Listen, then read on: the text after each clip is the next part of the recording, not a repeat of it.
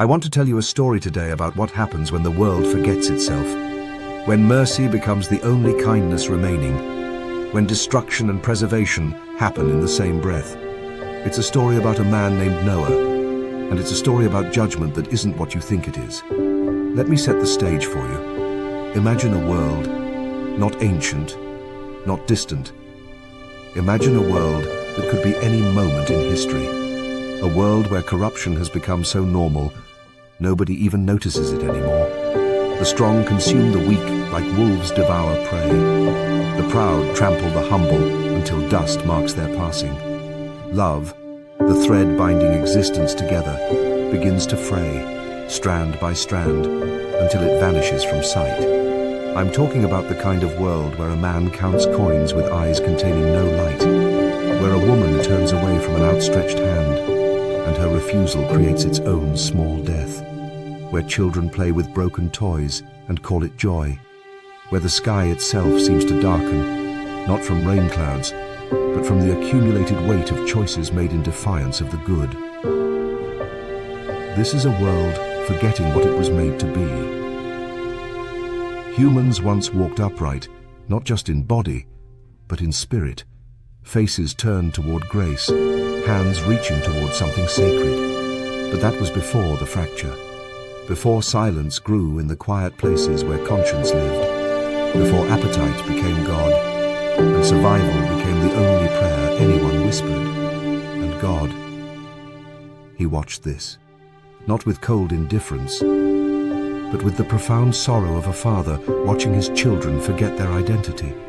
Day after day, one deviation at a time, like a river changing course one stone at a time, until it runs in an entirely different direction.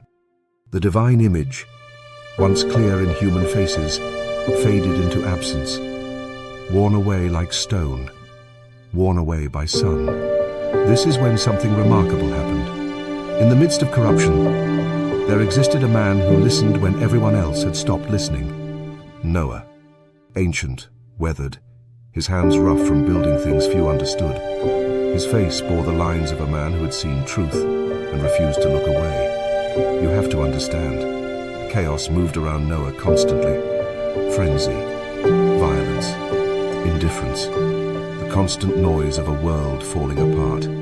But Noah remained still, not motionless, but still in the manner of a tree standing firm while the wind bends everything around it. His very presence became an act of resistance, an act of faith so profound, it became defiance. And then God spoke to him. God said, "Build." Construct without understanding why the structure matters. Build even as the world mocks your labor. Build knowing that heavens will fall. Build knowing everything familiar will wash away. Build anyway. Here's what struck me about Noah's response. He didn't negotiate. He didn't question. He didn't ask for proof. He simply began. His hands worked. Not in rapid montage, but in deliberate, real time. Wood shaped by intention. Measurements marked with precision. The enormous structure rose, board by board, day after day, month after month. Vast and impossible, the ark grew with impossible specificity. People passed and laughed. They mocked. Their ridicule traveled as wind, noise beneath the weight of creation, absence unable to penetrate the silence of faith. Noah worked anyway. Can you imagine the courage required? Imagine exhaustion in building this enormous structure for a reason the world could not comprehend. Imagine loneliness of obedience when everyone around you had chosen the comfort of disobedience. Imagine the moment faith must do labor certainty cannot, when all you possess is the command and the willingness to obey it. Then the animals came, not in terror, not in chaos of survival. They approached with strange, knowing purpose.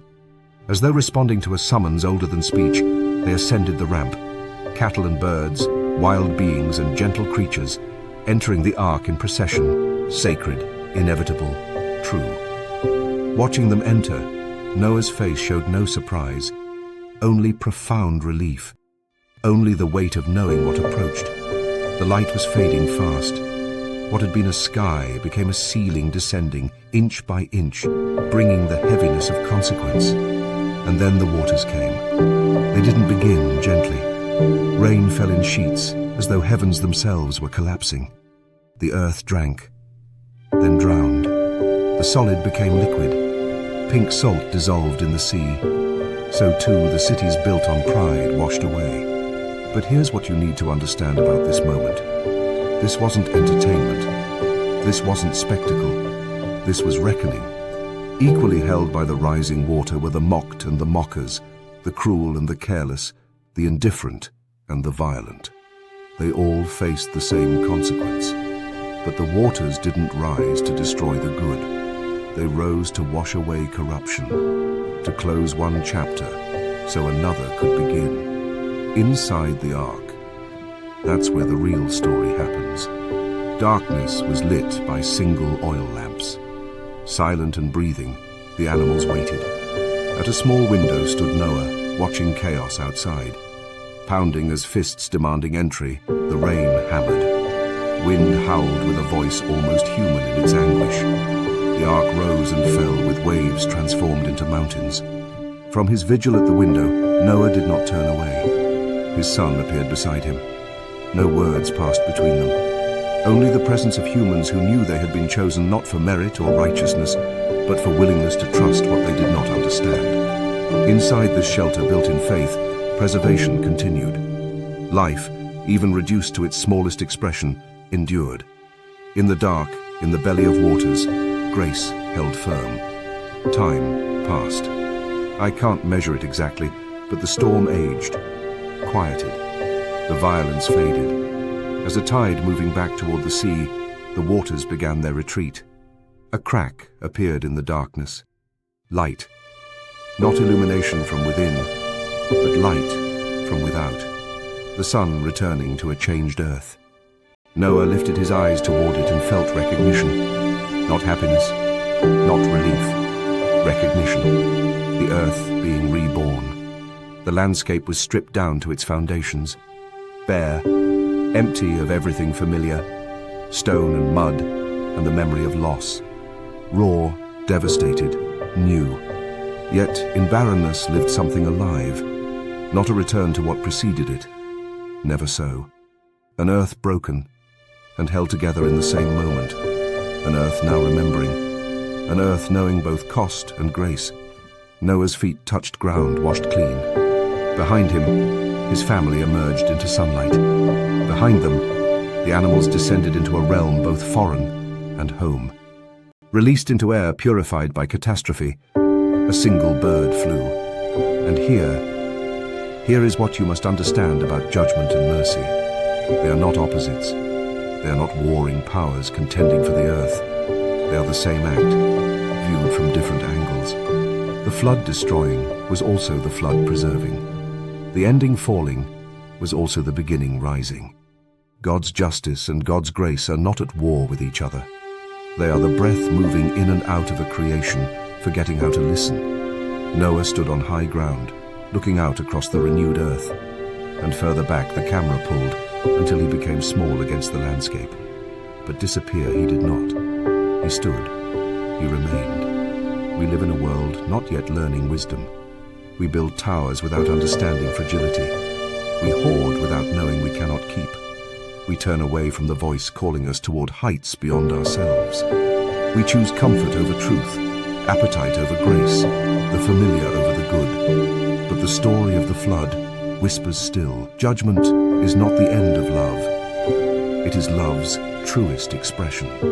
In the breaking, there is always possibility of being remade. I want you to sit with that for a moment. Really sit with it. Because this isn't just an ancient story. This is the rhythm of spiritual reality itself. This is what transformation requires. This is what it means when grace visits us disguised as consequence. The world you know may be washed away. The familiar might become unfamiliar. The comfortable might become uncertain. But that's not the end of the story. That's the beginning. Because sometimes mercy manifests as fire. Sometimes the only kindness remaining is an ending. and sometimes salvation appears disguised as drowning the earth.